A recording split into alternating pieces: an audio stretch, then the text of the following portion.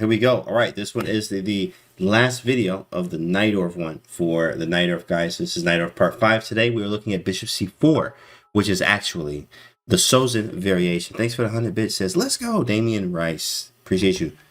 Let's get it, Damian Rice 7 with the 100 bits. Thank you so much. So this was the last one. Guys, you can get this with Command Najdorf. Command Najdorf. Let's go. All right. So we're looking at the Sozin. What is that? Well, right here, let's actually see what the book says as well. E4, C5. Let me actually make the board bigger over here for you guys and pull it up a little bit. Perfect. All right, E4, C5, knight of 3, D6. D4 takes. I play bishop C4 against the Najdorf. Cool. You get to see it from both sides today. A6 and bishop C4. Bam. Here we go. The Sozin variation. Let's see what it says. I refer to this setup as a Sozin. Technically speaking, the pure Sozin involves bishop c4 against the classical Sicilian, and saying where black plays knight c6 instead of a6, whereas bishop c4 against the Najdorf is sometimes called the Fischer Sozin, due to the contributions of the 11th world champion. However, as I mentioned in the introduction on page 10, we will play knight c6 soon away, so the term Sozin works fine for me. Whatever you prefer to call it, bishop c4 has a long history against both the classical and Najdorf move orders. White develops quickly and brings in bishop to an active post. He will often try to increase the scope of the bishop with a quick f4, f5, so we're paying attention to the plans here. Although this can also leave the e4 pawn weak, okay? White can also castle on either side and try to attack with pieces or pawns, so black must be ready for anything. E6 is always the move we make here. So this is good to understand, especially if you're watching these just basic understanding. You may not get the book. For people that want basic understandings and you want to like, yo, I face this every day, right? You play E6 first. Play E6 first, you block it. It says E5 is obviously a positional error, so not pushing, as White's last move puts his great position to exploit the D5 outpost. The bishop's really strong on this diagonal too, you're blocking it. Bishop to b3. This is flexible retreat is by far the most popular move. The main alternatives are castle and bishop e3. He's talking about deviations here. It's good for you to go through this on your own. And this position right here is knight to c6. Moves to pay attention to not play is an early knight d7. If you play like knight d7, not maybe right now. Knight d7 is fine. But what I want to show you guys here is what happens many times. I've even seen this with students of mine. After bishop e7, which looks like a common move, they sack right here on e6. Oh my goodness. Wow. Oh, jeez, big fella. Because after pawn takes, I get a second pawn for that bishop. And then I get a third, and your king out here in the middle of the street. And then knight goes back to f5. And yes, I sacked a piece, but your king out here looking crazy, and I got 3 pawns, sometimes a fourth. Your king out in the middle of the street. So be very careful of that. And if you're playing white, it's good to understand how to do that in the Sozin. E6, okay, bishop backs up to b3, and knight to c6 is the move he recommends. This right here is fire. I'm not even gonna lie. I've looked at many moves: knight c6, not knight c6, knight d7, bishop e7, yep, and b5. Knight c6 is one I have not really seen. It's a natural move. I mean, it makes sense. Develop your piece, but I've never seen a lot of text on it. So I'm actually interested in this myself. Knight c6 is pretty cool. All right, it says this is going to be a controversial move. Some will regard this as not a real Najdorf move. Okay, very well, but the Sozin is the Sozin, and we will have to make a decision here. I played knight c6 in this position forever, says KYLO. Yeah, this is not that it's common, but I've studied. I got 5 different books I've studied through the Najdorf, and knight c6 was just not one that they was ever playing in the Sozin. So to see this was like, oh, that's cool. And now I get something new. In fact, it's pretty cool. Pretty cool, right? That's pretty cool. Yeah, Ariane, absolutely. Probably later after we're done. That'd be good. Long ago, they said b5, which is a move I've played before. And they got some other lines here as well. Okay, let's go back to the game. So bishop e3, generally the bishop move makes sense. He's saying the bishop's good. And then bishop e7 from black. Castles, f4 from white, still being aggressive, doing what they usually do. Knight takes, and I like this because it liquidates what white does very quickly. They try to just get an attack off. Black kind of traded a piece, puts the bishop on b7. Here we got a quick game we're going to run through here with Spassky playing Fischer.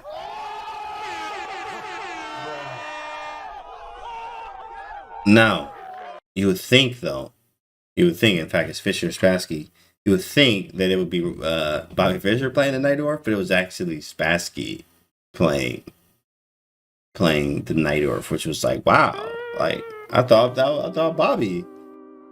I'm like, oh, okay.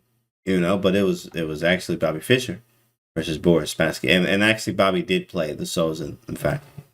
This is Sozin line I was taught years ago. Yes, Sozin actually Bobby does. He actually has a famous game too with the 96. You guys remember that? I forgot who he played.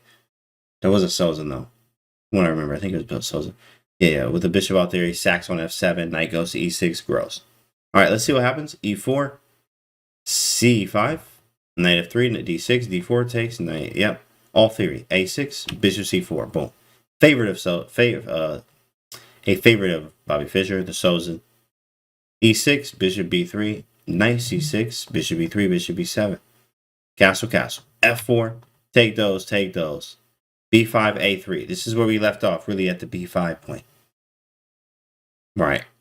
This is where it is. a3, okay? It says, just so you know, Fischer won, he beats down the Sicilian. Let's see. So after a3, bishop b7, queen to d3. We're going to just fly through the game here. a5, he plays a5. Remember this, a5 is to play a4. He sacrifices a pawn. But also e4 is hanging at the same time. Very cool move. e5, they say this is not that good. And after the e5 move, takes on e5. F takes e5. Ooh, what do we do? Knight d5? Well, his pieces aren't really pointing at me. His bishop's not that good, so I can move to the center. He played knight d7. I've seen this. Knight c5 next. Also keeping an eye on e5. Knight takes b5. Okay, he did just take a pawn from us. Knight c5. Takes. Somebody got some brain fuel. Shout out to you. Takes. King h1 and queen g5. All right, here we go. Hitting the g2 pawn. Queen e2. I got pressure on you, my guy. He does. He goes queen e2. Rook d8. Then he can go rook d1 and everything's fine. Takes. He plays h5. He tries to get the pawn to h3. Knight d6. Bishop a8. I've done that myself in a real game. h4, he's trying to get h3 in. And h3, which they didn't like, they said knight e4 was a little better. Giving back the pawn, because there's compensation after this. And playing h3 afterwards. Okay, big dog. Okay, but h3 right now is not the greatest. Great job, thank you. Bishop e3, queen g4. Queen g4. Wow, that's a move, right? In this position, like queen g4. Just voluntarily doubling the pawns. And allowing h3. I mean, what a move, yo. Oh, my goodness. Let's see what it says about that. Because, I mean, you see how many people, everyone would do this. So many people will go for this. Then it says bishop f1, bishop f4.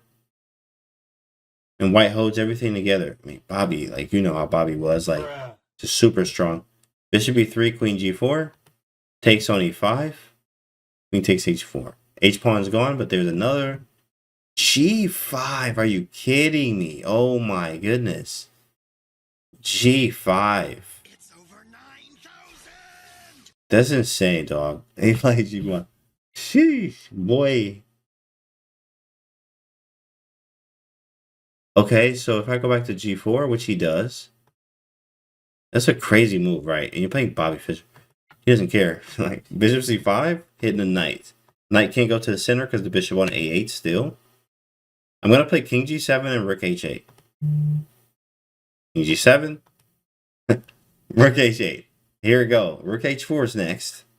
Maybe knight f3. Oh, he had to take that.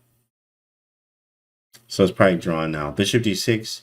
Wait a second. Yeah, especially after the queen trade. But wait, I get a pawn. Oh, he gets... Wow. Everything's drawn now, huh? Oh, yeah, they traded the pieces up. Yeah, this is a drawski. Let's just move around. C5, check, draw.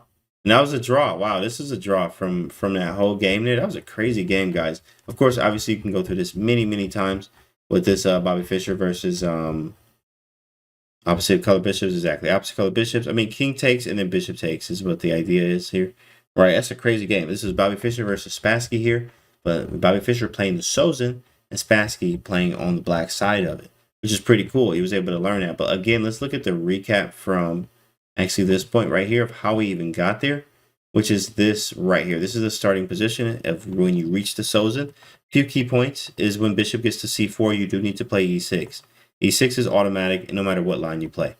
After bishop to b3, which is a move, you usually can start with knight c6. You can play classical or the O lines with bishop b5 or bishop e7. Knight c6 tends to be the easiest, trading on d4, and then playing b5. So here, right, develop, castle, I take, I play b5, I play on the queen side, like Bobby Fischer did in this game. When they reached bishop c4, what did Bobby do? e6, knight c6, bishop e7, I'm going to castle, I'm going to take on d4, I'm going to play b5, I'm going to play bishop b7, and I'm going to play on the queen side, a5, right, take, bring the pieces on the queen side. And you see all this queen side play he made before making a king side move like queen g5.